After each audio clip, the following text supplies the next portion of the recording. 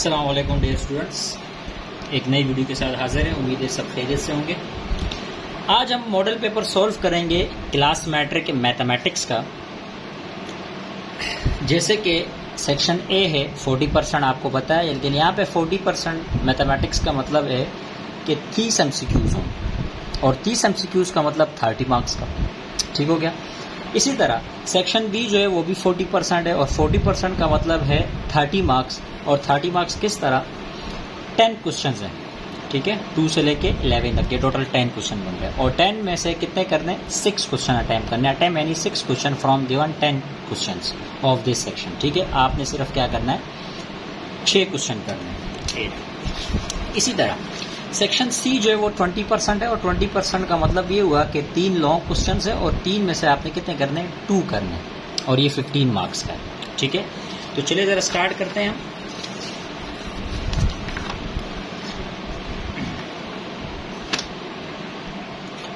तो question number 2 है, find the solution set of the following equations. ठीक है, यानी सॉल्यूशन सेट मालूम करना है दिए गई इक्वेशन का। क्या है, x + 1/3 मोड, ये मोड है और मॉडुलस भी कह सकते हो, इक्वल टू 1। चले जाए सॉल्व करते हैं।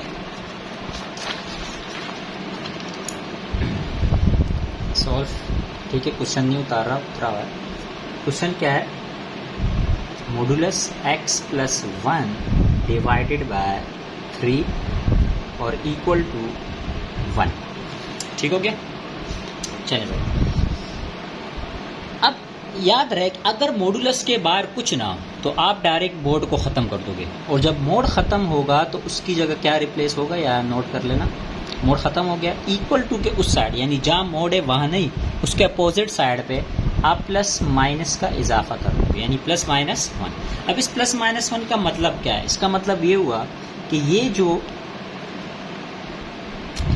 +-1 लिखा है इसका मतलब ये एक बार प्लस का 1 है और यही क्वेश्चन ये जो 1 होगा ये एक बार किस में होगा, माइनस में होगा, यानी एक बार प्लस में और एक बार माइनस में आएगा। ठीक है, मुश्किल तो नहीं है। अब x की वैल्यू निकालनी है, 3 यहाँ डिवाइड हो रहा है, वहाँ जाके मल्टीप्लाई, तो x + 1 इक्वल टू 1 × 3। 1 3 3 आ गया, ये अपनी जगह x + 1, प्लस का 1 है वहाँ जाके माइनस का 1, तो यूँ आ जाएगा -1। 3 में से 1 माइनस कर देंगे तो क्या आ गया, 2 आ गया। हमारे पास x की वैल्यू 3 आ गई। क्वेश्चन ख़त्म नहीं हुआ, ये दूसरी साइड भी रहती है, इसके भी निकालना। चलें ज़रा वही सेम काम करना है, 3 डिवाइड वहाँ जाके मल्टीप्लाई, तो -1 × 3, x + 1 equal to minus plus -1 3 3, plus का 1 वहाँ जाके माइनस का 1, तो -3 और -1 कितने हुए, ये हुए -4, माइनस माइनस प्लस 3 और कितने हुए, 4। तो हमारे पास जो सोल्यूशन सेट बना,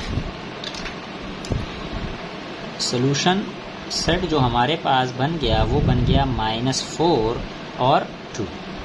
अच्छा, आपने नोट किया मैंने माइनस वाली वैल्यू पहले लिखी। अच्छा, ज़रूरी नहीं है, लेकिन बेहतरीन तरीका ये है कि छोटी वैल्यू को पहले लिखा जाए और बड़ी वैल्यू को बाद में लिखा जाए। ठीक है, ये हमारे पास क्वेश्चन नंबर 2 सॉल्व हो गया। तो क्वेश्चन नंबर 3 ये है कि find the solution set of the following equation, also verify the answer. यानी सॉल्यूशन सेट भी मालूम करना है और आंसर को वेरीफाई भी करना है कि जो आपने आंसर निकाला है वो ठीक है भी या नहीं। चलिए ज़रा सॉल्व करते हैं। सॉल्व, क्वेश्चन हमारे पास क्या है, √12a - 4 इक्वल टू √4a + 8। ठीक है। अच्छा, ये दोनों पे रूट है। अगर एक पे रूट होता और एक साइड पे ना होता और रूट के बाहर कुछ चीज़ होती तो आप पहले उसको उस साइड लेके जाते, यानी रूट को अलग करते, फिर आप रूट को ख़त्म करते। तो यहाँ तो रूट के बाहर कुछ नहीं, तो मैं डायरेक्ट रूट ख़त्म करूँगा। तो उसके लिए क्या करूँ, यूँ लिखूँ कि भाई टेकिंग स्क्वायरिंग बोथ साइड। ठीक है, शॉर्टकट में लिख सकते हो आप SBA, स्क्वायरिंग बोथ साइड। क्या मतलब हुआ, ये मतलब हुआ कि भाई √12a - 4 के ऊपर भी स्क्वायर है और √4a + 8 के ऊपर भी होल स्क्वायर है। ये स्क्वायर रूट को काट देगा, ये भी रूट के काट देगा, क्या बन जाएगा, 12a - 4 इक्वल टू, और ये 4a + 8 आ जाएगा, रूट ख़त्म हो जाएगा। चलें, अब यूं करें, देखो 12a को हम 4 से माइनस नहीं कर सकते हैं क्योंकि इसके साथ वेरिएबल मौजूद है और ये सिर्फ कांस्टेंट है। तो आप वेरिएबल्स वाले को वेरिएबल्स के साथ रखो और कांस्टेंट वाले को कांस्टेंट के साथ। तो प्लस का 4 है इधर आके, ये क्या हो जाएगा -4a हो जाएगा, इक्वल टू माइनस का 4 है वहाँ जाके प्लस का 4। तो 12 में से हम 4 माइनस करेंगे तो क्या बच जाएगा, 8 बच जाएगा। और 8 और प्लस 4 कितने हुए, 12 हुए। 8 मल्टीप्लाई हो रहा है वहाँ जाके क्या हो जाएगा, डिवाइड हो जाएगा, तो 12/8 आ जाएगा। आपने कहा सर डिवाइड हो रहे हैं, बिल्कुल हो रहे हैं। 4 2 ज़ा 8 और 4 3 ज़ा 12। तो क्या बच गया हमारे पास, a की वैल्यू आई 3/2, ये हमारे पास a का आया। तो सोल्यूशन सेट जो हमारे पास आया, सोल्यूशन सेट जो आया वो क्या आया, 3/2 आया। अच्छा अभी क्वेश्चन कंप्लीट नहीं हुआ।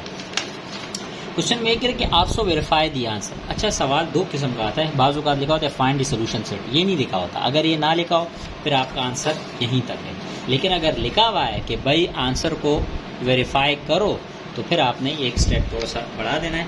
क्या करेंगे हम, अब वेरिफिकेशन करेंगे। चले जाए, मैं लिख दूँ वेरिफिकेशन, ठीक है। चलो वेरिफिकेशन क्या है, ये जो क्वेश्चन है इसको दोबारा उतार लिया जाए। अच्छा थोड़ा सा मैं इसमें ये क्या लिखा है 12, फिर क्या है a है, मैं a ना लिखूं बल्कि a की जगह एक जो बराबर है 3/2 के वो लिखूं, तो ब्रैकेट के यूज़ करूंगा और 3/2 लिख दूंगा। तो ये मसला आगे क्या है माइनस और फिर क्या है 4, इसी तरह इक्वल टू √4, एक जगह फिर क्या लिखूं 3/2 और आगे क्या है +8, ठीक है। अब आप नोट करें एक बात कि भाई ये 2 इस 12 से तो डिवाइड हो रहा है, तो 2 1 ज़ा 2, 2 6 ज़ा 12। इसी तरह ये 2 इस 4 से डिवाइड हो रहा है, 2 2 ज़ा 4 और 2 1 ज़ा 2, तो ये हो गया। ये क्या है 6 6 3 ज़ा 18 और ये माइनस का 4 अपनी जगह, हाँ 2 3 ज़ा 6 और प्लस का 8 अपनी जगह। 18 में से 4 माइनस कर दो, कितना बच जाएगा 14 बच जाएगा, और 6 + 8 कितना होता है 14 होता है। अगर दोनों साइड के आंसर बिल्कुल सेम आ जाए तो इसका मतलब आपकी वेरिफिकेशन बिल्कुल यानी हो गई है और आपने जो ये सोल्यूशन सेट निकाला ये बिल्कुल सही निकाला, ठीक है। तो ये हमारे पास क्वेश्चन कंप्लीट हो गया। क्वेश्चन नंबर 4 हमारे पास है eliminate y from the following equation. Eliminate का मतलब है ख़त्म करना, ठीक है। दो इक्वेशन दी गई है, एक ये रही x² + 1/x² = m² और दूसरी y की पावर 4 + 1/y की पावर = b की पावर 4। तो चलिए ज़रा सोल्व करते हैं क्वेश्चन नंबर 4। हाँ तो एक इक्वेशन है y² + 1/y² = m², इसको मैं इक्वेशन नंबर 1 का नाम देता हूँ। और दूसरी इक्वेशन है y की पावर 4 + 1/y की पावर 4 = b की पावर 4, इसको इक्वेशन नंबर 2 का नाम देते हैं, ठीक है। अब आप देखें मुझे y को एलिमिनेट करना है, y को ख़त्म करना है। तो ये पावर 4 है और ये स्क्वायर है। आप स्क्वायर को पावर 4 की शक्ल में लाना आसान है, यानी छोटे से बड़ा करना आसान है लेकिन बड़े से छोटा करना थोड़ा सा मुश्किल काम है। तो हम छोटे से बड़ा कैसे करेंगे, इसको करना आसान है। कैसे, अगर हम यूँ लिखें कि भाई सॉल्व इक्वेशन नंबर 1, कि हम इक्वेशन नंबर 1 को सॉल्व करेंगे, तो x² + 1/y² + 1/y² = m²। अब 2 को 4 कैसे किया जाए भाई, स्क्वायरिंग करके। आपने कहा sir taking squaring both side, ठीक है। थोड़ा सा हिल गया अब, ठीक है। चलो हाँ तो यूँ आ जाएगा x² + 1/y² का होल स्क्वायर, ठीक है, और m² का होल स्क्वायर। अब आप जब यहाँ स्क्वायरिंग बोथ साइड कर ली तो यहाँ आप एक चीज़ आ रही है कि a first term plus second term का होल स्क्वायर, यानी एक फार्मूला खुल रहा है। कौन सा वाला भाई, a + b का होल स्क्वायर का, जो किसके बराबर होता है a² + b² + 2ab। a क्या है हमारे पास पहली टर्म और b क्या है हमारे पास सेकेंड टर्म यानी 1/y²। चलें तो ये a² है ना, प्लस है, प्लस आ गया। b की जगह क्या लिखूँ 1/y² का होल स्क्वायर फिर क्या है +2, ये 2 का 2, ए की जगह क्या लिखूँ y² और बी की जगह क्या लिखूँ 1/y²। कोई मसला तो नहीं है, देखो ना ए है यहाँ पे, ए क्या है y² पूरा ए है, तो ये ए की जगह y² आ गया और फार्मूले में स्क्वायर था, ये स्क्वायर उसकी जगह आ गया। ठीक है, इसी तरह प्लस का प्लस और बी की जगह क्या लिखूँ 1/y² और ऊपर स्क्वायर था, स्क्वायर आ गया। प्लस का प्लस 2 2, ए की जगह y², बी की जगह 1/y²। आगे क्या है इक्वल टू 2 2 ज़ा 4, तो m की पावर 4। अब आप नोट कर रहे हैं कि ये y² से डिवाइड हो रहा है तो कट गया, है ना। 2 2 ज़ा 4 प्लस 1 का स्क्वायर 1 ही होता है और 2 2 ज़ा 4, ठीक है 2 2 ज़ा 4 प्लस 2 1 ज़ा 2 और इक्वल टू m की पावर 4। ये प्लस का 2 वहाँ जाके माइनस का हो जाएगा, तो y की पावर 4 प्लस 1/y की पावर 4 इक्वल टू m की पावर 4 माइनस 2। इसको इक्वेशन नंबर 3 का नाम देते हैं। अब आप नोट करो इक्वेशन नंबर 2 और इक्वेशन नंबर 3 का एक साइड सेम है, y की पावर 4 प्लस 1/y की पावर 4 और ये भी y की पावर 4 प्लस 1/y की पावर 4। जब भी दो इक्वेशन की एक साइड सेम हो तब आप क्या करते हो कंपेयरिंग करते हो। क्या किया जाए कंपेयरिंग किया जाए, दोनों इक्वेशन को कंपेयर करेंगे। और कंपेयरिंग करने का फ़ायदा क्या है, देखो कंपेयरिंग में हमेशा याद रखना, इधर मैं लिख देता हूँ कंपेयरिंग इक्वेशन 2 एंड 3। कंपेयरिंग में क्या होता है, जो साइडें सेम होती है उसे नहीं लिखेंगे। सेम साइड है क्या है, आपने कहा सर ये लेफ्ट हैंड साइड और लेफ्ट हैंड साइड सेम है, तो ये नहीं लिखे जाएंगे कंपेयरिंग में, ये नहीं लिखते हैं। जो दूसरी साइड रह जाएगी जो सेम नहीं थी वो लिख देंगे। यहाँ पे क्या है b की पावर 4 और यहाँ क्या है m की पावर 4 माइनस 2। तो चलिए ज़रा क्या लिखूँ, एक b की पावर 4 इक्वल टू m की पावर 4 माइनस 2। तो यहाँ तक भी आंसर ठीक है। अगर आपको ये माइनस में इसको प्लस में करना है तो यूँ कर दो b की पावर 4 माइनस का 2 यहाँ के प्लस का 2 और इक्वल टू m की पावर 4। तो आपको कहीं y दिख रहा है तो y नहीं दिख रहा, तो आपने एक छोटा सा जुमला लिखना है कि y हैज़ बीन एलिमिनेटेड। ठीक है, तो ये हमारे पास क्वेश्चन नंबर 4 सॉल्व हो। तो क्वेश्चन नंबर 5 हमारे पास है इफ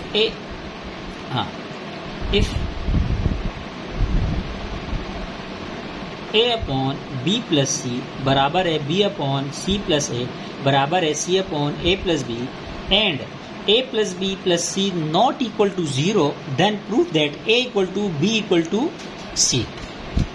ठीक हो गया, चलें ज़रा सॉल्व करते हैं। अच्छा, इसमें पहले कहा है कि भाई अगर मैं यूँ कर लेता हूँ कि उसको मैं लेट कर लेता हूँ कि लेट यानी सपोज कि a अपॉन जो b प्लस सी बराबर है b upon C plus A और ये जो बराबर है c upon a plus b। ठीक है, ये सवाल ये रहा, इसने जो लिखा हुआ ये पार्ट आ गया। तो हम मैंने इसको लेट किया कि भाई मैं इसको सपोज कर लेता हूँ कि भाई ये टोटल किसके बराबर है, k के बराबर है। जब ये तीनों एक दूसरे के से बराबर है और अगर इसको मैं k के लेट करता हूँ यानी बराबर लेता हूँ, सपोज करता हूँ, तो इसका मतलब ये हुआ कि a upon b plus C b k के बराबर होगा। और इसी तरह ये लिख सकता हूँ कि b अपॉन सी प्लस ए भी किसके बराबर, k के बराबर। ठीक है, और इसी तरह c upon a plus B भी किसके बराबर, k के बराबर। ठीक है, अच्छा मैं क्या कर लेता हूँ, a की वैल्यू कर देता हूँ, b प्लस सी यहाँ डिवाइड हो रहा है वहाँ जाके मल्टीप्लाई, तो यूँ बन जाएगा कि भाई a बराबर है k into B plus C. ठीक है, इसी तरह b बराबर आ जाएगा k into C plus A और इसी तरह c बराबर आ जाएगा k into A plus B. अब एक काम क्या करूँ, इनको ज़रा मैं नाम दूँ कि ये इक्वेशन नंबर 1 है, ये इक्वेशन नंबर 2 है और ये इक्वेशन नंबर 3 है। ठीक है, अब मैं तीनों इक्वेशन को ऐड कर देता हूँ। तो मैं यहाँ लिख देता हूँ कि भाई एडिंग इक्वेशन 1 2 एंड 3। जब मैं तीनों इक्वेशन को ऐड करूँगा तो याद रहे इसके राइट हैंड साइड के साथ ऐड होंगे और लेफ्ट हैंड साइड के साथ। तो ये यूँ आ जाएगा कि a plus B plus C, A plus B plus C और उस साइड क्या है equal to k into B plus C plus k into C plus A plus K into A plus B. समझ आई? ये तीनों साइड एक side बराबर ऐड हो गई और ये तीनों साइड बराबर है। चलो ये तो अपनी जगह ए प्लस बी प्लस सी। यहाँ नोट करो के कॉमन आ रहा है, तो ये के कॉमन आ गया है ना। यहाँ से क्या बच गया? यहाँ से बच गया बी प्लस सी। यहाँ से के कॉमन आया, क्या बच गया? सी प्लस ए। यहाँ से के कॉमन आया, क्या बच गया? ए प्लस बी। ठीक है भाई, ये के कॉमन आ रहा है ना, ये के कॉमन आ गया, बी प्लस सी बच गया, यहाँ सी प्लस ए और यहाँ से ए प्लस बी। गुड। हाँ तो ये कितना हो गया भाई? कितने? 2 ए हैं, इसी तरह 2 बी है और 2 सी है। नोट कर रहे हो? 2 सी है, 2 ए है और 2 बी।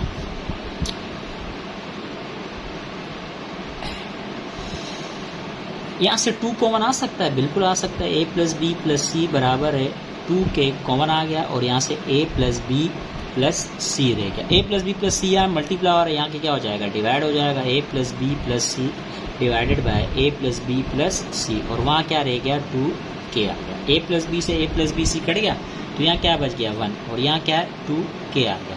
2 यहाँ क्या हो रहा है? मल्टीप्लाई हो रहा है, वहाँ जाके डिवाइड हो जाएगा, तो यूँ हो जाएगा, ये दिख रहा है जगह। हाँ तो के की वैल्यू आ जाएगी 1/2। 2 यहाँ मल्टीप्लाई, वहाँ जाके डिवाइड, ये के की वैल्यू है, ये भी हमने यूज़ करनी है। ठीक है, तो अब चलें आगे।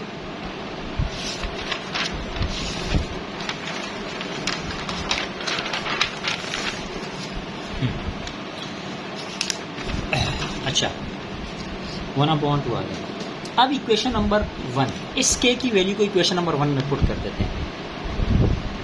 Put k is equal to 1/2 in equation number 1। ठीक हो गया? अच्छा इक्वेशन नंबर 1 क्या है? a is equal to k into B plus C. a is equal to k into B plus C. ठीक है,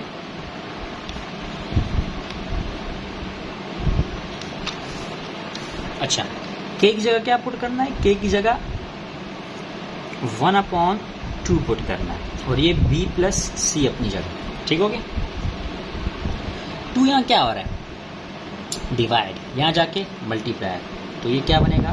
2a इज इक्वल टू, ये 1 अगर उससे मल्टीप्लाई भी है तो कोई फर्क नहीं पड़ता। अब हम क्या करेंगे? अगर हम काम a के लिए कर रहे हैं तो इधर मैं क्या करूँगा?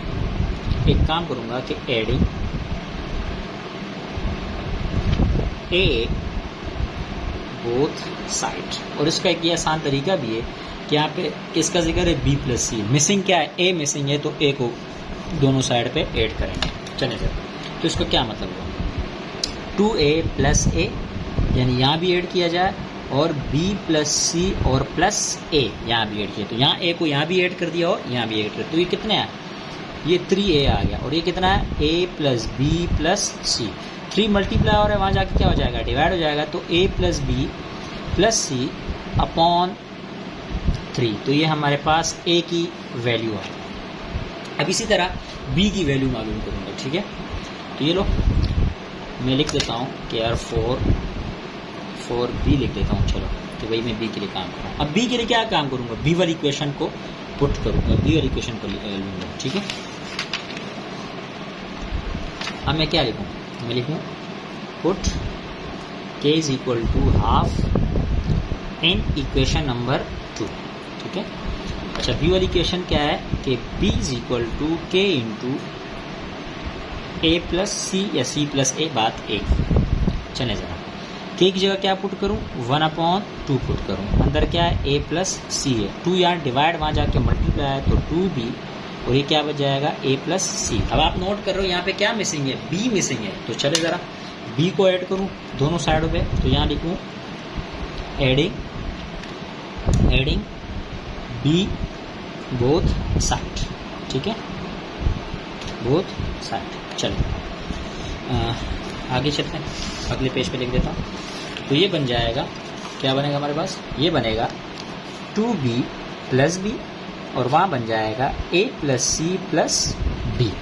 ठीक है, दोनों साइड ऐड कर दिया, तो कितना हुआ? ये 3b हुआ, और ये क्या हुआ? a प्लस बी प्लस सी हुआ। 3 यहाँ क्या हो रहा है? मल्टीप्लाई, वहाँ जाके क्या हो गया? डिवाइड हो जाएगा, तो यूँ आ जाएगा कि b equal to a plus B plus C upon 3। तो हमारे पास b की वैल्यू है। ठीक है। अब किसके लिए काम करूँ, सी के लिए काम करूँ कि 4c। काम वही है कि भाई put k is equal to 1/2 in equation number 3। Equation number 3 हमारे पास क्या थी, इक्वेशन नंबर 3 हमारे पास थी c is equal to k into a plus b। ठीक है, c का c आएगा, k की जगह 1/2 और a प्लस b अपनी जगह, 2 डिवाइड वहाँ जाके मल्टीप्लाई, तो ये a प्लस b। क्या ऐड करूँ, c को ऐड किया जाए, तो एडिंग c बोथ साइड। ठीक हो गया, चले जाए। तो यूँ आएगा कि भाई 2c plus C equal to a plus B plus C. तो 2c प्लस सी कितने हुए, 3c हुए, और ये अपनी जगह a plus B plus C, 3 multiply वहाँ जाके डिवाइड, तो c की वैल्यू आई a plus B plus C upon 3। तो आपने तीनों वैल्यू निकाल दी, और आप नोट करो c की वैल्यू भी a plus B plus C upon 3। ठीक हो गया, a plus B plus C upon 3 और a plus B plus C upon 3। क्या साबित हुआ कि भाई a बराबर है b के और b बराबर है किसके, c के। तो यही बात तो हमने साबित करनी थी, यही तो बात करनी थी। तो हमें यहाँ लिख दूँ कि भाई हेंस प्रूफ दैट कि भाई a इक्वल टू b और b इक्वल टू c, यही बात साबित करनी थी, जो साबित हो गई। दोबारा आप इस सवाल को देख सकते हैं कि वो क्या कह रहा था, वो कह रहा था कि अगर a upon B plus C बराबर है b upon C plus A, और ये दोनों बराबर है a upon C upon A plus B, तो मुझे और a plus B plus C कभी भी 0 के बराबर नहीं होंगे। तो साबित करो, प्रूफ करो कि a b के बराबर है और b c के बराबर है, तीनों एक दूसरे के बराबर है। तो यहीं पे तीनों नोट किया कि तीनों का आंसर क्या है, सेम आंसर है, तो इसका मतलब ये बात साबित हो गई। तो क्वेश्चन नंबर 6 हमारे पास है, if a b c are continue proportion then prove that a square plus B square plus C square upon a plus B plus C बराबर है a minus B plus C के बराबर है। चले जरा सवाल को सॉल्व करते हैं। अच्छा, साथ साथ यही बता दूं कि कौन से चैप्टर का है, ये भी हमारे चैप्टर नंबर 3 का क्वेश्चन है। ठीक है, और ये आपको एक्सरसाइज 3.3 में क्वेश्चन नंबर 8 मिलेगा। सही है, साथ साथ चलो ये भी बता देता हूँ मैं। अच्छा, सवाल क्या है, कह रहे अगर a plus B plus C continue proportion है, तो कंटिन्यू प्रोपोर्शन का मतलब ये होता है कि यार a रेशो b बराबर है b रेशो c। ये क्या कहलाता है, ये कहलाता है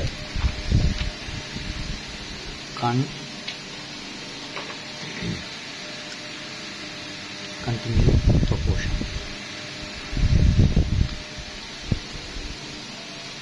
ठीक है, ये कंटिन्यू प्रोपोर्शन क्या आता है, इसको हम इस तरह लिखते हैं कंटिन्यू प्रोपोर्शन। अच्छा, इसका मतलब ये हुआ कि यार ये लिखा हुआ है a अपॉन बी और ये लिखा हुआ है b अपॉन सी। b यहाँ डिवाइड वहाँ जाके मल्टीप्लाई, c यहाँ डिवाइड यहाँ के मल्टीप्लाई, तो ये क्या हो जाएगा, a c हो जाएगा, और b पिज़्ज़ा b स्क्वायर हो जाएगा। ठीक है, तो b स्क्वायर किसके बराबर आ गया, a c के बराबर आ गया। तो अब हम बात को स्टार्ट करते हैं कि भाई नाउ क्या, एक अपनी एक बात साबित करनी है कि a square plus B square plus C square upon A plus B plus C बराबर है a minus B plus C के।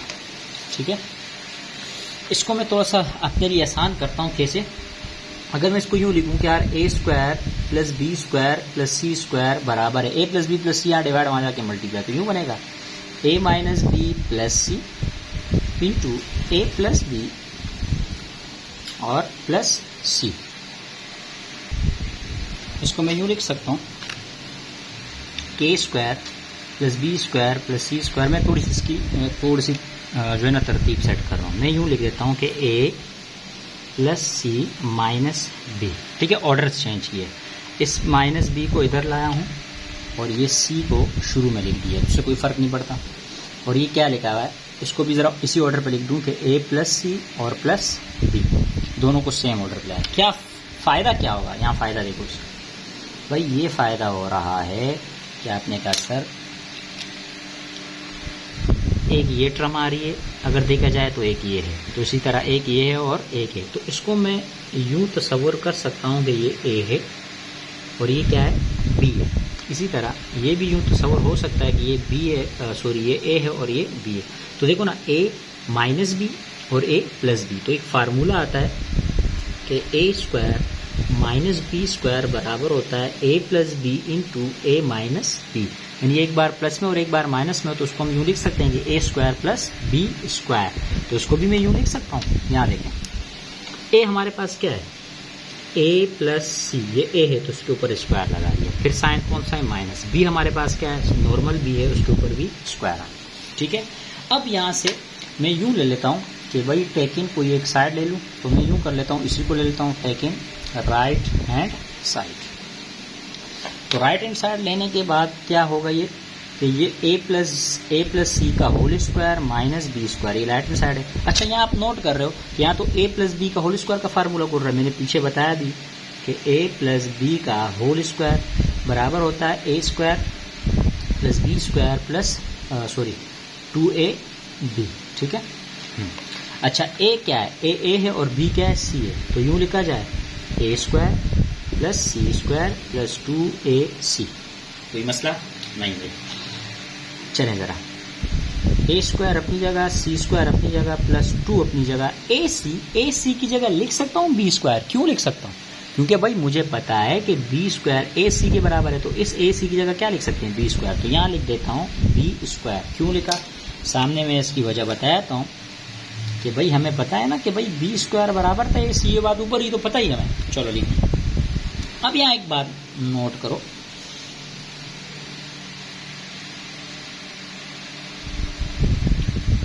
अच्छा ये सामने साथ में माइनस बी स्क्वायर है, ये मैंने मेंशन नहीं किया, ये वाला minus B square minus B square minus B square. अच्छा अब आप नोट करो, ए स्क्वायर अपनी जगह प्लस सी स्क्वायर अपनी जगह, दो बी स्क्वायर में से एक बी स्क्वायर अगर माइनस कर दूँ तो क्या बच जाएगा, एक ही बी स्क्वायर बच जाएगा प्लस का। तो आप नोट करो आंसर क्या आया, ए square plus C square plus B square, ये किसके बराबर है, इसी साइड के बराबर आया नहीं आया, लेफ्ट हैंड साइड के, बिल्कुल आया। नोट करो ये क्या है और ये क्या है, बिल्कुल सेम है, बिल्कुल सेम है। तो बात साबित हो गई है कि भाई हिंस प्रूव दैट के लेफ्ट हैंड साइड बराबर है राइट हैंड साइड। ठीक होगा, कोई मसला तो नहीं है, मसला हो तो आप कमेंट करके पूछ सकते हैं, इसमें कोई मसला नहीं है। क्वेश्चन नंबर 7 है कि set of data contain the value as 148, 145, 160, 157, 156, 160, 160, 165। Show that mode, median and mean. ये हमने जो है ना प्रूफ करना है कि भाई मोड लेस ग्रेटर देन है मीडियन से और मीडियन ग्रेटर देन है मीन से, यानी मीन की वैल्यू छोटी, उससे बड़ी वैल्यू मीडियन होगी और उससे बड़ी वैल्यू क्या होगी, मोड होगी। ठीक हो गया, तो ये बात हमने साबित करनी है। ठीक है, मोड ग्रेटर देन मीडियन और मीडियन ग्रेटर देन क्या होगा, मीन होगा। चलिए ज़रा स्टार्ट करते हैं सॉल्व। पहले क्या मालूम करने जा रहे हैं हम, पहले नंबर पर है मोड है, मोड। अच्छा सबसे पहले तो मैं क्या करूं, डेटा को अरेंज करूं, अरेंज डेटा, और किस में, असेंडिंग ऑर्डर में, यानी असेंडिंग ऑर्डर का मतलब है सबसे छोटे से बड़ी वैल्यू में उसको मैं अरेंज करूं। हाँ भाई यहाँ नोट करें, सबसे जो छोटी वैल्यू आ रही है वो है 145, 145 से जो बड़ी है वो क्या है, 148 है। 148 से जो बड़ी आ रही है वो मेरे जो है वो है 156, 156 से जो बड़ी है वो है 157, और 157 से जो बड़ी है वो क्या है 160 है, और 160 जो है ना वो 3 टाइम, तो इसलिए 160, 160 और 160, और जो सबसे बड़ी वैल्यू है वो 165। ठीक है, ये अरेंज हो गया असेंडिंग ऑर्डर में, छोटे से बड़े की तरफ। चलेगा, अब मैं क्या मालूम करूं, पहले में हम मालूम करते हैं मोड। अच्छा मोड होती क्या चीज़ है, मोड देखो, मोड होता है most repeated value in data set, के डेटा सेट में सबसे ज़्यादा रिपीट होने वाली वैल्यू कौन सी है। तो भाई ये रही 160, 160, 160, इसके अलावा कोई और वैल्यू रिपीट नहीं हो रही, तो इसका मतलब मोड का आंसर आ गया 160। ये मोस्ट रिपीटेड वैल्यू 160, ये मोड आ गया। ठीक है, लिख भी देता हूँ यूँ कि भाई ये हमारे पास क्या है, मोड है, ये आ गया मोड। ठीक है, अब सेकंड पे क्या है, मीडियन मालूम करना है। क्या मालूम करना है, मीडियन मालूम करना है। चले जरा, अच्छा मीडियन मालूम करने के दो तरीके। अगर डेटा सेट, ये जो डेटा है ना, अगर ये ओड की शक्ल में, यानी इसमें जो नंबर ऑफ एलिमेंट्स है वो ओड है, यानी 1 है 3 है ताक, यानी 1 है 3 है, क्वांटिटी उनकी ओड हो, तो फिर तो उसके लिए अलग फार्मूला है। याद रहे, ओड के लिए जो है ना, ओड के लिए मीडियन का फार्मूला होता है n+1/2। ठीक है, ये ओड का फार्मूला है। लेकिन अगर इवन है, चलो मैं यहाँ फार्मूला, क्योंकि ये इवन है, क्योंकि 1 2 3 4 5 6 7 8 नंबर ऑफ एलिमेंट्स कितने, 8 है, तो इसका मतलब इसके लिए इवन का फार्मूला लगेगा। और इवन का फार्मूला हमारे पास क्या है, यहाँ लिख देते हैं 1/2, ठीक हो गया, इंटू n/2,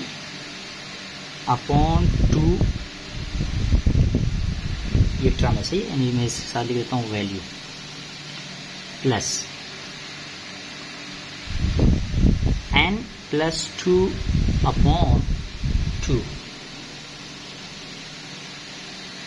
वैल्यू। ठीक हो गया, आई बात समझ,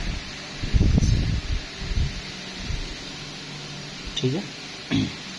चल 1/2 तो अपनी जगह, ठीक हो गया। n कितने थे भाई, 1 2 3 4 5 6 7 8 थे, तो 8/2, हाँ लिख दो शायद, ये लिखना वैसे लाजमी नहीं कि वैल्यू लिख दो, n की जगह क्या आएगा 8+2/2, ठीक है, बस ये TH भी लिख दो, काफ़ी। चले ज़रा 1/2 अपनी जगह, 2 1 ज़ा 2 2 4 ज़ा 8, तो ये फोर्थ टर्म आ गई, प्लस 8+2 कितने हुए, 10 हुए, और 10/2 आ गया, सही है। 1/2 फोर्थ टर्म, प्लस 2 1 ज़ा 2 2 5 ज़ा 10, और ये फिफ्थ टर्म। ये फोर्थ और फिफ्थ का मतलब क्या है, फोर्थ फिफ्थ का मतलब है, इसमें चौथे नंबर पे कौन सा है, ये पहला है, ये दूसरा, ये तीसरा, और ये चौथा। चौथे में क्या है 157 प्लस, और पांचवें में क्या है 160। आई बात समझ में, तो फोर्थ की जगह फोर्थ नंबर पे टर्म जो है, और फिफ्थ की जगह फिफ्थ नंबर पे टर्म, इन दोनों को आपस में प्लस करेंगे। हाँ चले ज़रा, क्या है 157 प्लस क्या है 160, क्या है हमारे पास 314, तो ये 1/2 अपनी जगह, और इसकी जगह क्या लिखूँ 317 लिखूँ, सॉरी।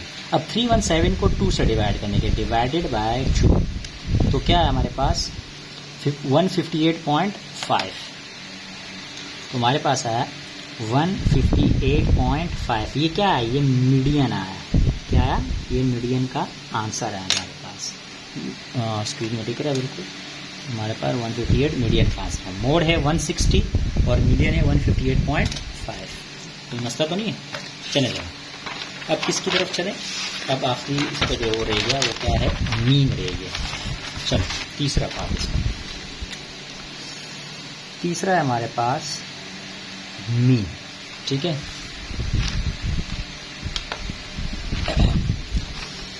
अच्छा, मीन का फार्मूला अनग्रुप डेटा के लिए, मीन का फार्मूला क्या होता है कि summation x/n, summation x/n। Summation x का क्या मतलब होता है, समीशन x का मतलब वो ये जो डेटा दिया हुआ है ये असल में x होता है, इन सबको आपस में ऐड किया जाए, तो क्या लिखूं कि 148 plus 145 plus 160 plus 157 plus 160 plus 160 plus 160 और प्लस 165, ठीक है। और ये डिवाइडेड बाय n है, n का मतलब क्या है 8 था ना, क्वांटिटी कितनी 8 है, 1 2 3 4 5 6 7 8 8 था, ठीक है। x बार यानी मीन अपनी जगह, इन सबको ऐड किया जाए। चले ज़रा, क्या है 148 प्लस, फिर क्या है 145 प्लस, फिर क्या है 160 प्लस, फिर क्या है 157 प्लस, फिर क्या है 160 प्लस फिर क्या है 160 प्लस 165। अच्छा एक वैल्यू मुझसे मिस हो गई 156 प्लस 156 मैंने यहाँ भी गलती की है, इसकी जगह लिख दूँ 156 क्योंकि 160 की 3 वैल्यू मैंने पूरी की थी। तो ये हमारे पास आ जाएगा, ठीक है, और डिवाइड में क्या है 2, तो क्या करूँ डिवाइडेड बाय 8 कितना है हमारे पास मीन आया 156.3, हमारे पास क्या मीन आया। तो आप नोट कर सकते हो कि मीन का आंसर है 156.3, मीडियन क्या है 158.5 और मोड क्या है 160। तो मोड बड़ा है, मोड से छोटा क्या है 158 और मीडियन से छोटा क्या है मीन है 156 है। तो ये बात बिल्कुल साबित हो गई है कि हेंस शो दैट कि भाई मोड ग्रेटर देन है मीडियन से और मीटर ग्रेटर देन है किससे मीन से। ठीक हो गया। तो ये हमारे पास ये क्वेश्चन भी क्या हो गया कंप्लीट। क्वेश्चन नंबर 8 क्या है, find the standard division from the following information. Mean है 19.5, नंबर ऑफ जो एलिमेंट्स है वो 10 है और समीशन एक्स स्क्वायर है 5555। चलिए सॉल्व करते हैं। अच्छा ये भी हमारे पास जो क्वेश्चन है ये है चैप्टर नंबर 4, ठीक है। अगर आपके पास न्यू बुक है, वैसे अगर पुरानी बुक है तो फिर चैप्टर नंबर 10 है। ओल्ड बुक में ये चैप्टर नंबर 10 सही, ओल्ड बुक। अच्छा बराबर सोल्व करते हैं। हमारे पास इन्फॉर्मेशन क्या है, हमारे पास इन्फॉर्मेशन है कि भाई हमारे मीन गिवन है और मीन की वैल्यू है 19.5। गुड। हमारे पास n गिवन है जो 10 है और हमारे पास समीशन एक्स स्क्वायर गिवन है जो 5, 5, 5 और 5। हमने क्या मालूम करना है, स्टैंडर्ड डिवीजन मालूम करना है। ठीक है, ये हमारे पास एक किस्म का डेटा आ गया। जो फार्मूला है हमारे पास किसका, स्टैंडर्ड डिवीजन का, वो हमें याद होगा कि स्टैंडर्ड डिवीजन बराबर होता है root summation X square upon N plus summation X upon N का होल स्क्वायर। ऐसा ही है। गुड। तो चले ज़रा standard division summation X square की वैल्यू क्या है 5, 5, 5 और 5 अपॉन में n है, n की वैल्यू क्या है 10 है। आगे क्या है plus summation x upon n किसके बराबर होता है भाई, मीन के बराबर होता है। किसके बराबर होता है, मीन के। आपने फार्मूला पढ़ा है, यहाँ पे मेंशन कर दूं कि भाई मीन जो है ना वो समीशन x अपॉन n के बराबर होता है अनग्रुप डेटा के लिए, और ऊपर क्या है स्क्वायर है तो ऊपर ये स्क्वायर भी लगा दें। चले ज़रा स्टैंडर्ड डिवीजन जो हमारे पास आ गया, चलो इसको मैं बाद में डिवाइड कर देता हूँ, एक साथ कर देंगे। तो ये 10 और ये प्लस, हाँ मीन दिया हुआ है, कितना दिया हुआ है 19.5 स्क्वायर दिया हुआ है। चलिए ज़रा हाँ अच्छा चलिए ज़रा इसको डिवाइड कर दें। ये कितने डिवाइडेड बाय 10 कितना है हमारे पास, ये हमारे पास आया 555.5 प्लस 19.5 का स्क्वायर, 19.5 का क्या आ गया स्क्वायर आ गया, तो स्क्वायर हमारे पास आया 380.2, ये इसका स्क्वायर आ गया। ठीक हो गया, ठीक हो गया। अब इन दोनों को आपस में माइनस करेंगे, यहाँ हमने प्लस का साइन लगा, सॉरी ये जो है ना फार्मूले में क्या है माइनस, ये माइनस है। ठीक है, अब इन दोनों को आपस में माइनस करेंगे। तो चले ज़रा 5.5 माइनस 380.2 माइनस करने से क्या है हमारे पास आया कि भाई 175.3। अब इसका रूट निकालेंगे तो ये रूट, और मैंने आंसर पुट कर दिया तो ये रूट आ गया हमारे पास 13.2। तो ये हमारे पास क्या है स्टैंडर्ड डिवीजन आ गया। ठीक हो गया। तो ये भी क्वेश्चन क्या हो गया कंप्लीट हो गया। अगले सवाल की तरफ। क्वेश्चन नंबर 9 है, find the value of the trigonometric ratio of 60 degree. 60 degree का ट्रिग्नोमेट्रिक रेशो मालूम करना है, तो चलें ज़रा सोल्व करते हैं। ये कैसे सॉल्व है? सॉल्व सही है। अच्छा, 60 डिग्री की बात हो रही है ना, तो इसका मतलब हमने ट्रायंगल बनाना है जो 60 डिग्री का है। और यार आपको याद होगा कि जो ट्रायंगल 60 डिग्री का होता है उसको कहते हैं इक्विलेटरल ट्रायंगल, यानी ऐसा ट्रायंगल जिसके तीनों साइड्स या तीनों एंगल बिल्कुल क्या हो, सेम हो। तो मैं यहाँ बना देता हूँ।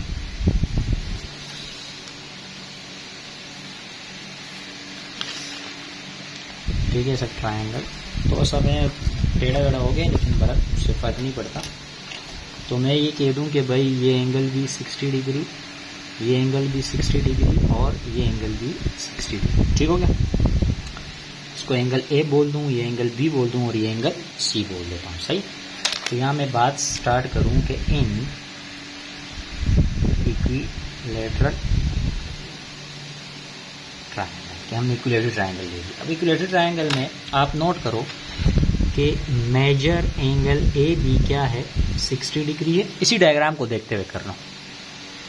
मेजर एंगल बी भी क्या है, 60 डिग्री है। और मेजर एंगल सी भी क्या है, 60 डिग्री है।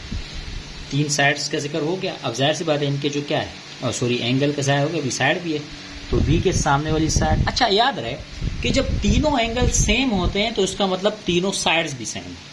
ठीक है, तो ए के सामने वाली साइड ए होती है, बी के सामने साइड बी और सी के सामने वाली साइड सी। मैं इसको यूं ले लेता हूं कि यार वैसे भी जब तीनों सेम है तो हम इसको अपनी आसानी के ले लेते हैं कि यार ए को मैं बराबर ले लेता हूं 2a के, बी को बराबर लेता हूं 2a के और सी को भी बराबर ले लेता हूं 2a के, क्योंकि तीनों एक जैसे, तो तीनों को एक ही नाम दे दूं, उससे कोई फर्क नहीं पड़ेगा। चले जरा, तो मैं इन साइड्स की बात भी कर लेता हूं। और इन साइड्स हमारे पास क्या है, ए बी सी। ठीक है, बस आप यूं लिख दो, बात सही है। अच्छा, साइड क्या है, ए से लेके बी तक जो हमारी साइड है वो भी 2a के बराबर है ना। बी से लेके सी तक जो साइड है वो भी 2a के बराबर है। और सी से लेके ए तक या ए से लेके सी तक जो साइड है वो भी किसके बराबर है, 2a के बराबर है। तीनों साइडें सेम। अब यहाँ एक मसला है कि जब अगर आपको ट्रिग्नोमेट्रिक रेशो मालूम करना है ना, तो उसके लिए हमारे पास तीनों साइड ऐसे होने चाहिए, यानी परपेंडिकुलर हमें चाहिए, हाइपोटेनियस चाहिए और बेस चाहिए। लेकिन आपको इस ट्रायंगल में वो चीज़ें नज़र नहीं आ रही। क्यों नज़र नहीं आ रही? हम उसको अपने लिए आसान करेंगे, यानी एक मैं एक और ट्रायंगल बनाऊं, उससे हमें बात समझ आएगी इंशाल्लाह। ये हमारे पास एक ट्रायंगल आ गया, बल्कि ट्रायंगल को थोड़ा सा मैं खुला बना दूं ताकि सही वाज़े हो। ये ट्रायंगल, ठीक है, ये भी वही इक्विलेटरल ट्रायंगल। अब मैं इसमें एक काम कर रहा हूँ खुद से, मैं एक बाइसेक्टर ड्रॉ कर रहा हूँ बीच में। ये बाइसेक्टर ड्रॉ कर दिया। अच्छा, ये साइड कौन सी थी, ए थी। ये क्या है, एंगल बी और ये एंगल सी है। और इसको मैंने नया नाम दे दिया कि भाई ये डी हो गया। ये पॉइंट जो है, ये एंगल कितना था, 60 डिग्री था। ये एंगल कितना था, 60 डिग्री था। और इस एंगल को मैंने दो हिस्सों में डिस्ट्रीब्यूट कर दिया, तो ये 30 और ये वाला क्या आ गया, 30 आ गया। ये साइड क्या आता, 2a, ये साइड भी 2a। और b से लेके c तक 2a के बराबर था, लेकिन इसको मैं डिवाइड कर देता हूँ, a b से लेके d तक a आ गया और d से लेके c तक भी क्या आ गया, a आ गया। ठीक हो गया, कोई मसला तो नहीं है। अच्छा, जो काम मैंने यहाँ किया मैं यहाँ लिख दूँ स्टेटमेंट के, draw a bisector A to BC at meeting point क्या, डी। मिलने वाला पॉइंट क्या है, डी। ये जो काम जो यहाँ किया वो यहाँ लिख दिया मैंने।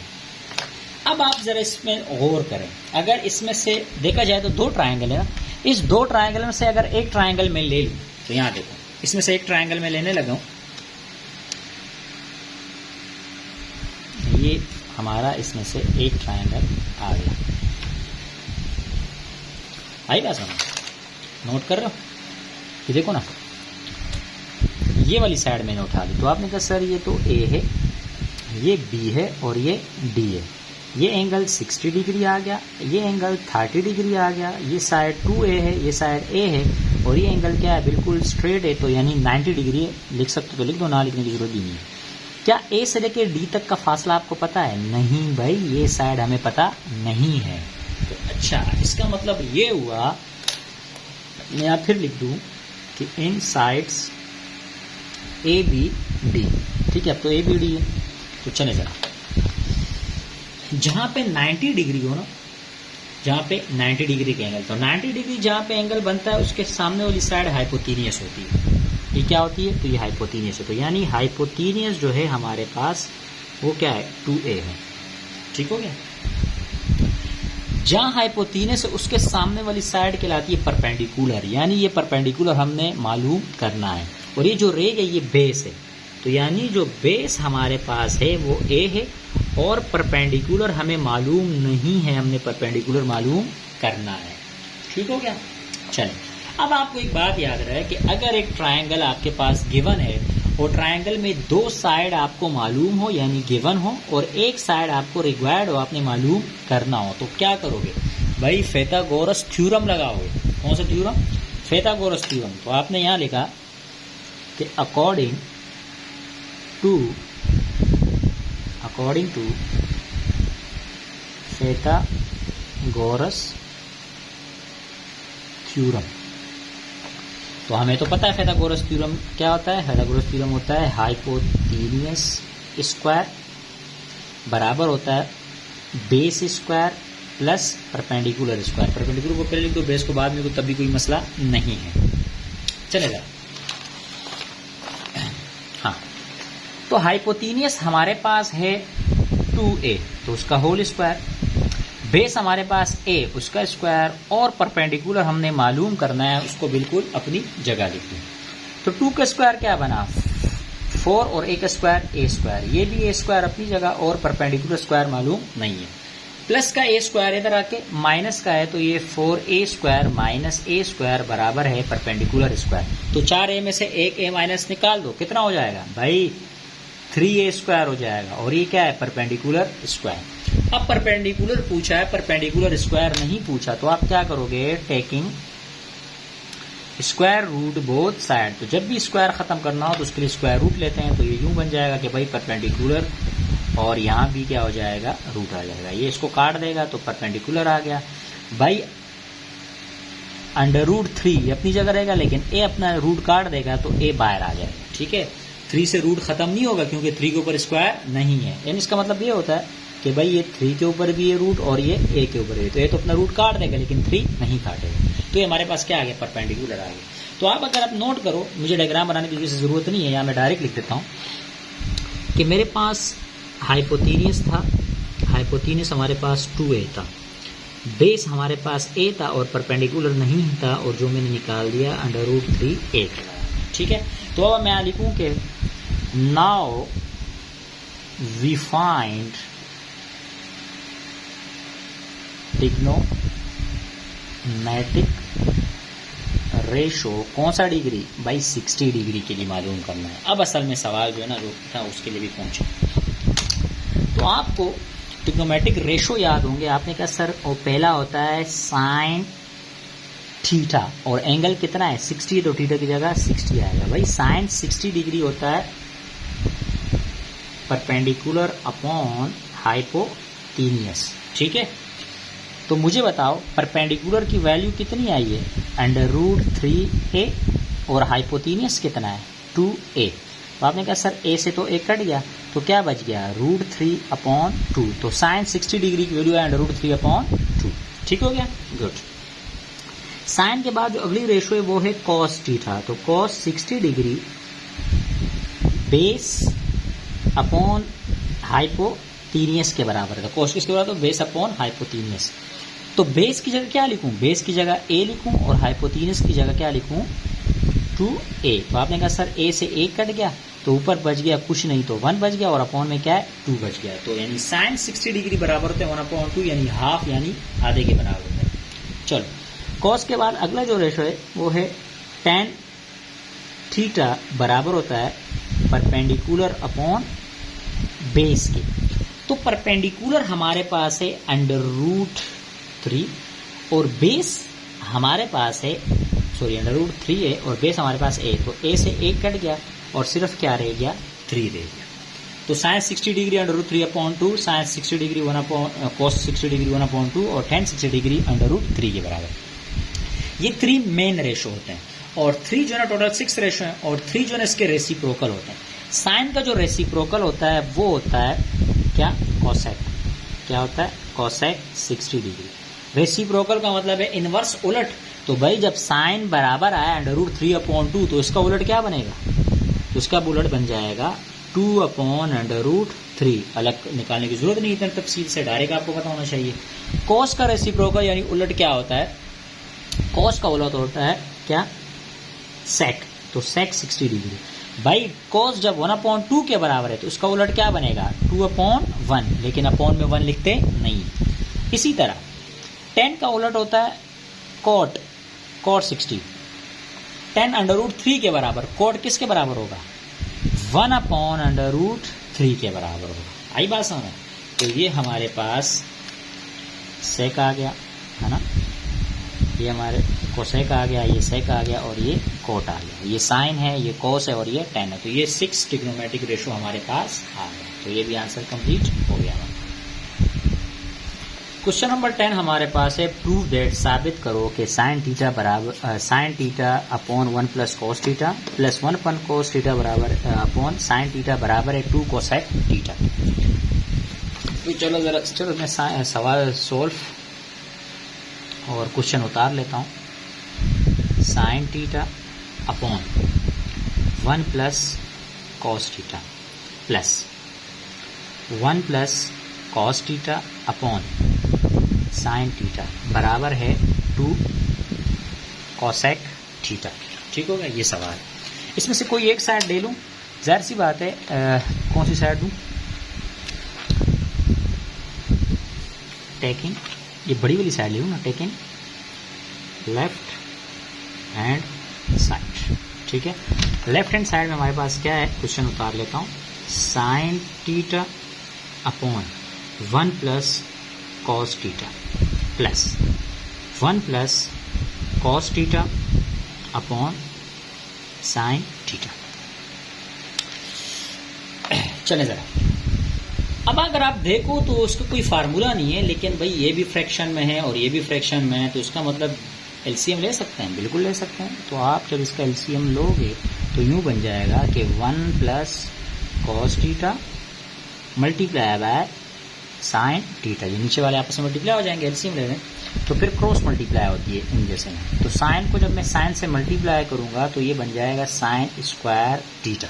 ठीक है, ये प्लस का प्लस 1 प्लस कोस को जब मैं 1 प्लस कोस से मल्टीप्लाई करूँगा तो यूँ बन जाएगा 1 प्लस कॉस थीटा स्क्वायर, है ना, क्योंकि 2 बार हो रहे तो स्क्वायर लगा दूंगा।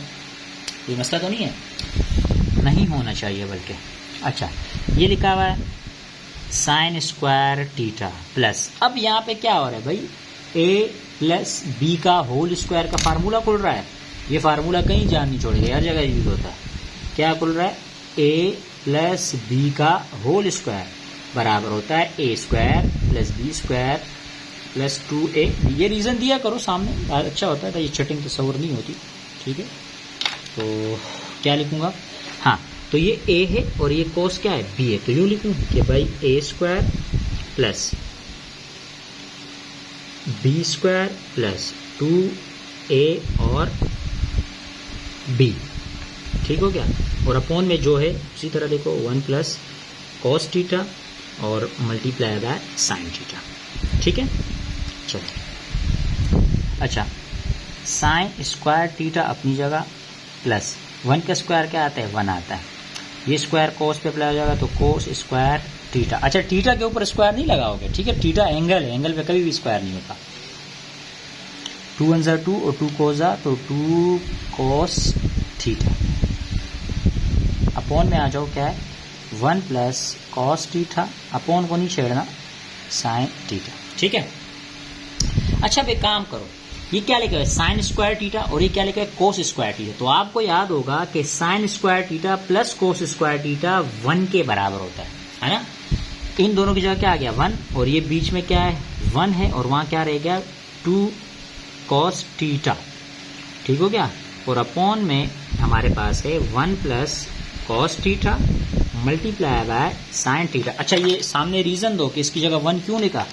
भाई हमें पता है कि जब भी sine square theta plus cos square theta आ जाए तो वो बराबर होता है 1 के, इसलिए मैंने इस कोस यानी इस साइन स्क्वायर और कोस स्क्वायर थीटा की जगह 1 लिख दिया। ठीक है, इसलिए लिखा, ये बात पता होनी चाहिए। एक और एक कितना हुआ, आपने कहा सर 2 प्लस आगे क्या है 2 कॉस थीटा अपॉन में है 1 प्लस कॉस थीटा और साथ में मल्टीप्लाई हो रहा है साइन थीटा। देखा जाए 2 यहाँ भी है 2 यहाँ भी है तो 2 कॉमन ले लेता हूँ, 2 में से 2 कॉमन आ गया तो 1 बच गया और वहाँ से सिर्फ क्या बच गया कॉस थीटा। कॉमन लेना तो आता है ना, या उसको भी समझाऊंगा। अपॉन में क्या है 1 plus cos theta multiply by sine theta. ठीक है, चलो कॉमन को देख लो, भाई ये भी 2 है ये भी 2 है तो ये कॉमन आ गया। 2 1 जा 2, ठीक है 2 1 जा 2 और साथ में क्या है कोस आ गया, कोस के साथ 1 लिखने की जरूरत नहीं। अब आप यहाँ नोट करो कि ऊपर आ रहा है 1 प्लस कोस, नीचे भी आ रहा है 1 प्लस कोस, तो कट गया नहीं कट गया। हाँ, यहाँ बच गया 2 और अपॉन में क्या बच गया साइन। अच्छा, अगर मैं इसको यूँ लिख सकता हूँ ना, multiply by 1 upon sine theta, यूँ लिख सकता हूँ, बिल्कुल लिख सकता हूँ, कोई फर्क नहीं पड़ता। वही 2 1 जा 2 बन जाएगा और अपॉन में सिर्फ साइन रह गया साइन। लेकिन इसका फ़ायदा ये हो जाएगा कि 1 अपॉन साइन जो है ना, मैं इसको आगे लिख देता हूँ, 1 अपॉन साइन जो है ना, 1 अपॉन साइन बराबर होता है कोसेक के। किसके बराबर होता है? कोसेक थीटा के बराबर होता है। तो आप नोट करो, यहाँ पे क्या आया था 2 कोसेक थीटा और यहाँ हमारे पास आंसर क्या बन गया 2 कोसेक थीटा, यानी दोनों साइडें बराबर आ गई, बिल्कुल आ गई। अच्छा, मैं रीज़न देता हूँ, ये मैंने क्यों लिखा, क्योंकि हमेशा याद रखना कोसेक थीटा बराबर होता है 1 अपॉन साइन थीटा। ठीक है, ये बराबर होता है, आपने चैप्टर पढ़ा होगा। तो आपने कहा सर हमने बात साबित कर ली कि लेफ्ट हैंड साइड बराबर है राइट हैंड साइड। ये पूरा आप लिखना है बच्चे का। ठीक हो गया, कोई मुश्किल नहीं। अच्छा, आगे चलते हैं। क्वेश्चन नंबर 11 हमारे पास थ्योरम है कि if two side of a triangle. ये थ्योरम आपको कहाँ मिलेगा? असल में ये थ्योरम है हमारे पास थ्योरम नंबर 6। ठीक है, और ये थ्योरम मेरे ख्याल से पेज नंबर 127 पर है। ठीक है, न्यू बुक के हिसाब से मैं यहाँ लिख देता हूँ न्यू बुक पे पेज नंबर 127 पर। ठीक है, और ये जो अगला और करके लिखा है the minor of a centre angle of a mirror, ये सर्कल वाला थ्योरम है और ये आपको पेज नंबर मिलेगा आपको 182 पे। ठीक है, ये थ्योरम नंबर 4 है और न्यू बुक के हिसाब से पेज नंबर 182 पे मिलेगा। ठीक है, ये दो थ्योरम आपने वहाँ ढूंढे, एक ये पेज नंबर 127 पे और एक ये पेज नंबर 182 पे। अगर आपके पास न्यू बुक है तो पेज नंबर 127 सही है। थ्योरम नंबर 6 वही, ये पुराने बुक के हिसाब से भी 6 है और न्यू बुक के हिसाब से भी 6 है। ठीक है, ये दोनों नोट हो गए। तो ये हमारे पास सेक्शन बी कंप्लीट हो गया। अब हम सेक्शन सी की तरफ जाएंगे, जो लॉन्ग क्वेश्चंस हैं उनकी तरफ जाएंगे। सेक्शन सी 15 मार्क्स का होगा, 2 क्वेश्चन अटेम्प्ट करने। Find the solution set of the following equation graphically, find 3 order pair, यानी हर एक इक्वेशन के 3 ऑर्डर पेयर निकालने हैं और आपने इसमें ग्राफ भी बनाना होता है। ये 2 इक्वेशन दिए गए हैं और 3 ऑर्डर पेयर निकालने हैं। अगर यहाँ लिखा हो 3 ऑर्डर पेयर तो 3 ऑर्डर पेयर निकालने, अगर यहाँ 4 लिखा हो तो 4, अगर यहाँ 5 लिखा हो तो 5, उस हिसाब से करें। तो चलें सोल्व करते हैं। 2i minus 3x equal to 12। ठीक है, और एक जो हमारे पास है x plus 6 equal to y।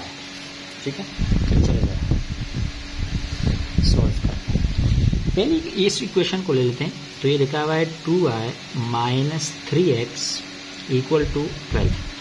इसमें से अपनी मर्जी से कोई एक वेरिएबल को अलग कर दो। सबसे पहले काम ये करना है। ठीक है, कोई भी एक वेरिएबल को क्या कर दो, अलग कर दो। कैसे? आपने कहा सर ये 2i है, माइनस का 3x है, वहाँ जाके प्लस का 3x हो जाएगा। ठीक है, मुश्किल तो नहीं है। 2 यहाँ मल्टीप्लाई हो रहा है, वहाँ जाके डिवाइड, तो y की वैल्यू बनेगी 12 प्लस 3x डिवाइडेड बाय 2। तो इसको इक्वेशन नंबर 1 का नाम दे। ठीक है, ये y की वैल्यू आ गई, एक इक्वेशन बन गई। अब हमने जिसको अलग किया है वो नहीं, जिसको अलग नहीं किया, अलग किसको नहीं किया, x को अलग नहीं किया, तो आप x की जगह वैल्यू पुट करोगे। ठीक हो गया, तो x की जगह हम वैल्यू पुट करेंगे। अच्छा, ऐसी वैल्यू पुट करनी है कि वो 3 से मल्टीप्लाई होने के बाद 12 से या तो प्लस करना या तो माइनस करना, और फिर ऐसी वैल्यू बने जो 2 से डिवाइड हो रही हो। तो अपनी मर्जी नहीं चलाना कि अपनी मर्जी से कुछ भी पुट कर दो। तो चले ज़रा हम क्या पुट करेंगे, मैं ज़रा पहले यहाँ लिख दूँ कि put x is equal to, अगर मैं इसकी जगह 1 पुट करता हूँ तो आप कहोगे सर 3 1 जा 3, और अगर 3 में 12 से प्लस करता हूँ तो 15 बनता है, और अगर मैं माइनस करूँगा तो क्या बनेगा 9, और 9 और 15 2 से डिवाइड नहीं होता, यानी x की जगह पुट नहीं किया जा सकता। वैसे 0 भी पुट कर सकते हो, अच्छा ठीक है, बराबर।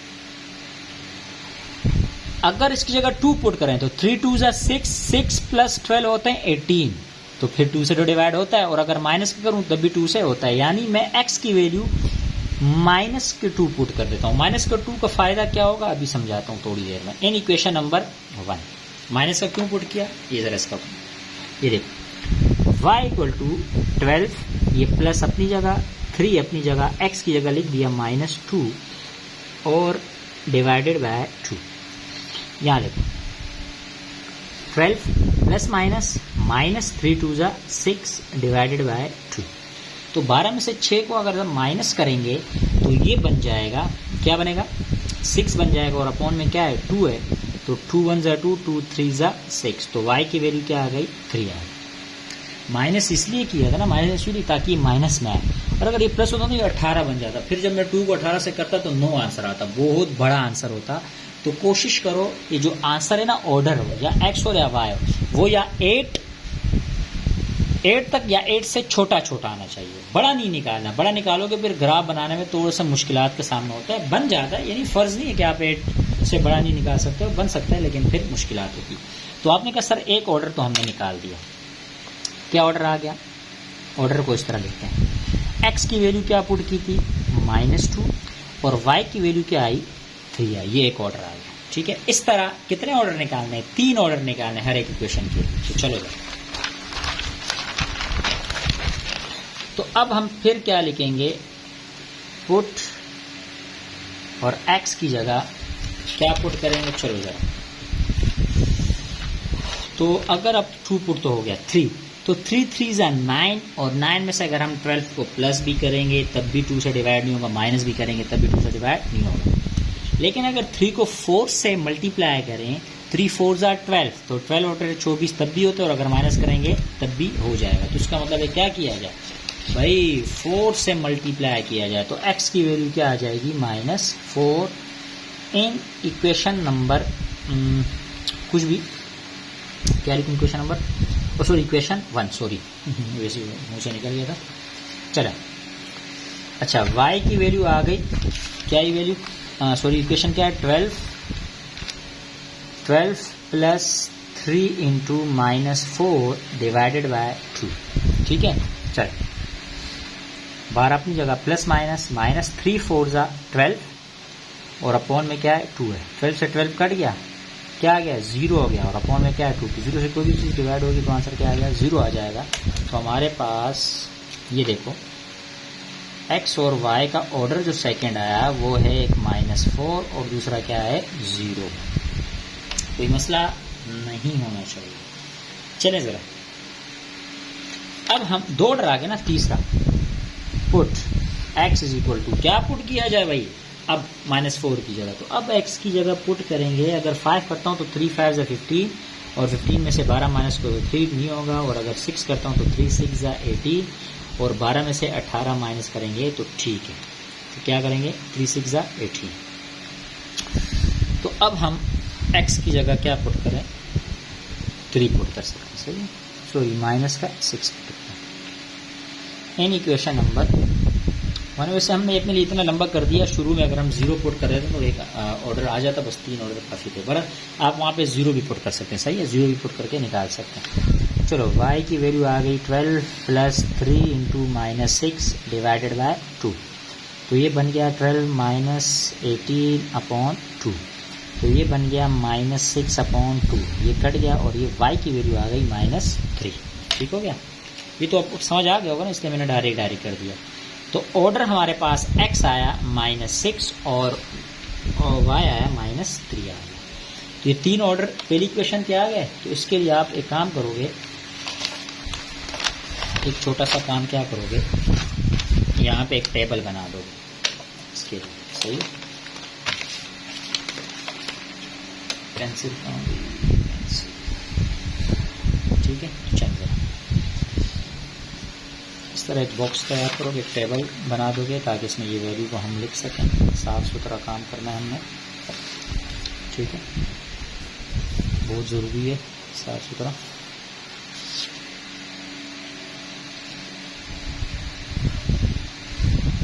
ठीक है, तो एक x और एक y। यहाँ ऑर्डर क्या था, -2x था और 3 क्या था, y था। यहाँ x क्या था, -4 और 0 y। यहाँ क्या था, -6 और -। अच्छा याद रहे, शुरू वाली x की वैल्यू होती है और बाद की y की वैल्यू होती है, ये बात याद रहे। ठीक हो गया। अब इसी तरह हम इक्वेशन नंबर 2 सॉल्व करेंगे। ठीक है, तो लिखो सॉल्व। अच्छा इक्वेशन 2 तो नहीं, हाँ वो इक्वेशन क्या है, x + 6 बराबर है y। अच्छा मैंने कहा कोई एक वेरिएबल अलग करो, आपने कहा सर पहले से अलग है, अलग करने की जरूरत नहीं है, तो डायरेक्ट इसको इक्वेशन नंबर 2 का नाम दे दें। अब ये आसान है ना, इसमें अलग करने की जरूरत नहीं थी, y अलग है पहले से। तो चलें ज़रा, ये तो बहुत आसान होगा। तो अब हम लिखें पुट x की वैल्यू क्या पुट करें भाई, खुद से पुट करें, कुछ भी पुट करो, 1 पुट करना है, 2 पुट करना है, ये लो 1 पुट कर देते हैं, कोई फर्क नहीं पड़ता। इन इक्वेशन नंबर वहाँ पे क्यों सोच के, क्योंकि वहाँ पे अपॉन में आ रहा था ना, तो जब भी अपॉन में ना हो ना फिर तो काम आसान होता है, फिर तो बहुत जल्दी सोल्व होता है। चले ज़रा, इक्वेशन है y = x की जगह 1 और ये प्लस का 6, तो y की वैल्यू क्या आ गई, 7। ठीक है, तो ऑर्डर हमारे पास x आया 1 और वो क्या आया 7 आया। ठीक है, फिर इसी तरह पुट x की वैल्यू क्या 2 पुट कर देता हूँ, है ना। तो अब क्या आ गया, y की वैल्यू 2 + 6, तो ये आ गया क्या 8। ठीक है, 2 और 8, तो ये एक ऑर्डर यानी एक बॉक्स बन गया पहली इक्वेशन। अच्छा इसको यूं कर लेते हैं, ये बहुत लंबा चौड़ा काम है, अगर हम इसको आसानी के लिए यूं कर लें, क्या इस x की जगह 0 को पुट कर दें। मैंने आपको कहा भी था कि उसको हम 0 को रिप्लेस कर सकते हैं, तो ये थोड़ा सा आसान हो जाएगा। क्यों, चलो ज़रा देखें इसको, ये देखें कि y = 12 + 3 × 0 अपॉन क्या 2 आ जाएगा। ठीक है, हाँ तो 12 अपनी जगह, 3 0 जा 0 और अपॉन में क्या है 2। ठीक है, हाँ 12 में से अगर 0 प्लस भी होगा तब भी कोई फ़र्क नहीं पड़ेगा, तो कट के y की वैल्यू क्या आ जाएगी, 6 आ जाएगी। तो ऑर्डर पर पेयर बन जाएगा 0 और यहाँ क्या आ जाएगा 6 आ जाएगा। ठीक है, तो इसको भी यहाँ भी सही कर दूँ कि भाई ये 0 है और ये क्या है 6 है प्लस का। ठीक है, 0 और 6, ठीक हो गया।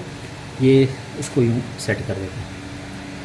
अच्छा आगे जो हमने ये किया था इसको क्या करें, आगे लेके चलते हैं। छोटी सी गलती आ रही थी तो ये साथ साथ में हमने सही कर दी।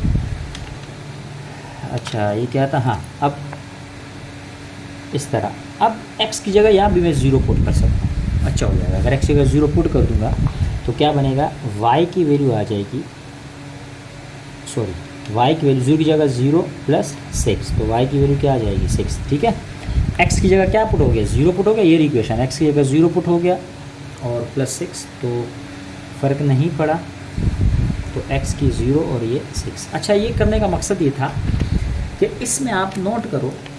अच्छा चलो मैं ज़रा इसको बना देता हूँ उसी तरह जो इसको बनाया था।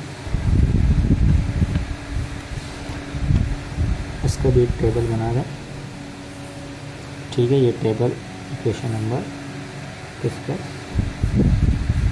हाँ चलो, ये x और ये y क्या है, 1 7 2 8 और ये 0 6। अच्छा नोट करो, इसमें एक टेबल में नोट करो, एक एक वो सेम है, ये भी 0 6 है और ये भी 0 6 है, ये सेम आना चाहिए, कोई एक ऑर्डर पेयर सेम लाजमी आएगा क्योंकि वो हमारा सोल्यूशन सेट होगा। ये आपका काम हो गया सोल्व करने वाला। इसके बाद हम बनाएंगे ग्राफ, ठीक है। आपको बोर्ड के पेपर में ग्राफ पेपर मिलेगा इस तरह, आप उनसे मांगना कि भाई हमें ग्राफ पेपर दो और आपने ग्राफ पेपर बनाना है। अब इसको ज़रा तवज्जो ज़्यादा चाहिए होगा ना। अच्छा अब इस ग्राफ पेपर में नोट करो कि एक तो बिल्कुल ये छोटे छोटे बॉक्स हैं जिस पर मैंने ये डॉट दिया, नज़र आ रहे हैं आप, तो जूम कर देते हैं, ठीक है। ये बिल्कुल क्या है, ये छोटे छोटे, एक तो ये, और फिर ये छोटे छोटे मिल के एक बड़ा बॉक्स बना रहा है, ये एक बॉक्स बना रहा है। फिर ये इस तरह 4 1 2 3 4 ये एक उससे बड़ा बना रहा है, ठीक है। तो ये ज़रा आपको पता होना चाहिए, तो मैं ज़रा जूम आउट कर दूँगा, ठीक है। चलें, अच्छा बताने का क्या मकसद था, अब देखो ये बड़ा बॉक्स 1 2 3 4 5 6 7 8 8 है, तो सेंटर इसका क्या होगा, 4 होगा, 1 2 3 4। तो 4 पे आपने इस तरह बिल्कुल एक लाइन लगा देनी है। इस लाइन को क्या कहते हैं, इस लाइन को बाद में बताता हूँ, चलो।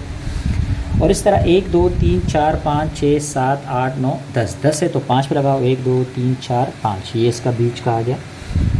तो आप नोट करो बिल्कुल मैंने इक्वली डिस्ट्रीब्यूट कर दिया, ठीक है। तो ये और ये, अच्छा ये जो लाइन होती है ना, ये ज़मीन से आसमान वाली कॉन्सेप्ट, ये कहलाता है वाई एक्सिस। क्या कहलाता है, वाई एक्सिस मेंशन करो। और ये जो ज़मीन वाला कॉन्सेप्ट है ये कहलाता है एक्सिस, ठीक है। जहाँ पे एक्स और वाई एक्सिस मिल जाते हैं वो ओरिजिन कहलाता है, यानी ज़ीरो कहलाता है, ठीक हो गया। अब आपने क्या काम करना है, हमारे आंसर आपने नोट किए होंगे कि 6 से बड़ा नहीं है, तो जब 6 से बड़ा नहीं है तो आप 5 स्मॉल बॉक्सेस को देखो, 1 2 3 4 5, तो 5 स्मॉल बॉक्सेस को मैं 1 के बराबर ले रहा हूँ। फिर इसी तरह 1 2 3 4 5, ये भी किसके बराबर, 1 यानी 2। इस तरह ये 3, फिर ये 5 स्मॉल बॉक्सेस 5, इस तरह ये क्या 6 और ये 7, आगे भी लिख सकते हो मर्ज़ी है, चलो लिख देते हैं, ये 8 और ये 9, ऐसे ज़रूरत नहीं। चलो इसी तरह उल्टे हाथ में जो आएगा ना वो माइनस की वैल्यू होगी, ये पॉजिटिव और ये नेगेटिव। तो यहाँ क्या आएगा, -1, ये क्या आएगा, -2, ये -3, ये -4 और ये -5 और ये -6, ठीक है। इसी तरह अगर 0 से आप ऊपर साइड पे जाओगे वाई एक्सिस पे तो वो पॉजिटिव कहलाएगा। तो ये 1, ये 2, ये 3, ये 4, ये 5 और ये 6, ठीक है। ये भी 5 स्मॉल बॉक्सेस है, नोट करो, 1 2 3 4 5, 5 के बाद मैंने एक, हर 5 5 मैंने किए। नीचे जब आओगे तो वो क्या होगा, नेगेटिव में होगा। तो ये -1, ये -2, ये -3, ये -4, ये -5, ये -6, इस तरह ये चलता हो जाएगा। अच्छा अगर वैल्यू बहुत बढ़िया है ना, कभी भी 8 से बड़ी वैल्यू है, तो मैंने क्या कहा था कि फिर आप बॉक्सेस को कम करो, यानी फिर दो बॉक्सेस को इक्वल 1 के बराबर लो, यानी यहाँ फिर 1 आएगा, ये 2 आएगा, ये 3 आएगा, इस तरह। फिर अगर वैल्यू बड़ी हो, क्योंकि वैल्यू छोटी है आपने देखी भी थी, तो फर्स्ट इक्वेशन का बॉक्स निकालो सामने। आपने कहा पहला ऑर्डर पेयर जो हमारे पास है ये रहा, ये क्या है, -2, x क्या है, -2, तो x इज ये रहा, ठीक है, ये x होता है और ये क्या है, y है। तो x -2x कहाँ है, आपने कहा सर ये तो +2 है और ये वाला माइनस, ये माइनस का है, ठीक है। यहाँ पे y एक्सिस में क्या है, 3 है, तो y एक्सिस +3 कहाँ होते हैं, नीचे होते हैं ऊपर होते हैं, आपने कहा सर ऊपर होते हैं। तो नोट करो यहाँ से माइनस का और यहाँ से +3 कहाँ पे मिल रहे हैं, बिल्कुल इस लाइन पे मिल रहे हैं, नोट कर रहे हो, ये रहा, ये 3 आ गया और ये -2 यहाँ से आ गया, यहाँ मिल रहा है। तो यहाँ एक इस तरह डॉट बना दीजिए, ठीक हो गया। अब चलो आगे क्या है, -4 कहाँ है, ये रहा x एक्सिस का, ठीक है, और y एक्सिस क्या है, 0 है, तो ये इसी के ऊपर आप इस तरह डॉट बना दो, ठीक है। तीसरा क्या है, x एक्सिस 0 है और y एक्सिस +6 है, तो +6 कहाँ है, ये है, तो ये इस पे डॉट आ गया, ठीक है, क्योंकि 0 के ऊपर है ना, तो ये आए। तो अब आपने स्केल लेना है और ये तीनों लाइंस को आपस में क्या कर देना है, मिला देना है। और आप नोट कर रहे हो ये बिल्कुल स्ट्रेट बन रहे हैं, तो ये स्ट्रेट ही बनते हैं। अगर ये स्ट्रेट नहीं बन रहे हैं तो इसका मतलब आपने कोई ना कोई गलती की है, ठीक है। तो ये लाइन जहाँ तक भी आप ऊपर लेके जा सकते हो, ले जाओ, उसमें कोई प्रॉब्लम नहीं, ठीक है। ये फर्स्ट इक्वेशन पे काम करो, ठीक है। इसके साथ वैसे फर्स्ट इक्वेशन लिखना चाहते हो तो लिख दो, ठीक है। फर्स्ट इक्वेशन हमारे पास क्या थी, ये 2y - 3x = 3, ये लिख दो कि भाई ये असल में 2y - 3x = 12 वाली इक्वेशन, ठीक हो गया। अब जो हमारे पास सेकंड सवाल था कहाँ गया, ये रहा, इसके ऑर्डर निकालना। चलो भाई x 1 है, सॉरी x क्या है 1 है और y क्या है 7 है। तो x का 1 क्या आ रहा है, ये रहा, और 7 का है ये, ठीक है। तो कहाँ बनेगा, ये बन जाएगा आपका अलग अलग करे, ये बन जाएगा इधर, ठीक है। ये रहा, नोट कर लो, ये 1 आ गया और यहाँ से 7 आ गया, ठीक है। अगला क्या है 2 और 8, तो 2 ये रहा, और सॉरी इसको आगे लेके जाना पड़ेगा, ये लो ये 8 और ये 8 आ गया, ठीक है। ये 2 का और ये 8 का चेक कर सकते हो, ये सही। और अगला क्या है 0 6, क्योंकि सोल्यूशन सेट है तो ये रहा 0 ये और 6 ये रहा। सोल्यूशन सेट को ज़रा इस तरह मेंशन किया जाए, सही, क्योंकि अगर आप डॉट लगाओगे फिर तो आप इसमें डिफरेंस नहीं कर सकोगे। तो आप देख रहे हो ये भी एक बिल्कुल क्या बन रही है, स्ट्रेट लाइन बन रही है। तो इसको भी आपस में क्या किया जाए, मिला दिया जाए, ठीक है। जैसे थोड़ी सी लाइन टेढ़ी होगी लेकिन आप स्ट्रेट करो, ठीक है। ये सेकंड इक्वेशन हमारे पास थी x + 6 = y, ये हो गया ग्राफ बनाना। अब आपने एक छोटा सा ये काम करना है, ये बताना भी है कि भाई x एक्सिस के लिए हमने क्या काम किया, 5 स्मॉल बॉक्स को हमने =1 लिया, याद है 5 स्मॉल बॉक्सेस को =1, ये स्केल लाजमी बताना है, ठीक है, कि इसमें स्केल किस तरह यूज़ किया। और y एक्सिस के लिए भी सेम यही काम किया कि 5 स्मॉल बॉक्सेस को =1 लिया, ये लाजमी मेंशन करें। और ये तो सोल्यूशन सेट था, और सोल्यूशन सेट हमारे पास क्या था, वो था 0 और 6, ये भी ज़रा ज़ाहिर किया जाए, ठीक है।